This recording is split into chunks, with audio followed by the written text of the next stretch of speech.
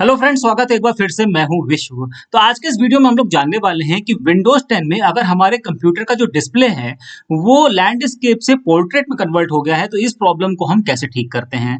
ठीक है, विंडोज 10 पर बेसिक से लेकर एडवांस तक के वीडियोस देखने के लिए नीचे डिस्क्रिप्शन में प्लेलिस्ट का लिंक दिया हुआ है, वहां से जाकर के आप वो वीडियोस देख सकते हैं।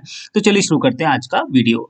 देखिए, कंप्यूटर का जो डिस्प्ले है वो जनरली लैंडस्केप में होता है, लेकिन अगर किसी कारण से वो पोर्ट्रेट में कन्वर्ट हो गया है तो इसको कहते हैं ओरिएंटेशन जो है वो बदल गया है। तो इस प्रॉब्लम को ठीक करने के लिए डेस्कटॉप में किसी भी ब्लैंक एरिया पे ले जाकर के अपना कर्सर आपको राइट क्लिक करना है और नीचे जाना है डिस्प्ले सेटिंग पे। ये देखिए यहाँ डिस्प्ले सेटिंग का ऑप्शन आपको मिलता है, इस पे क्लिक कर दीजिए।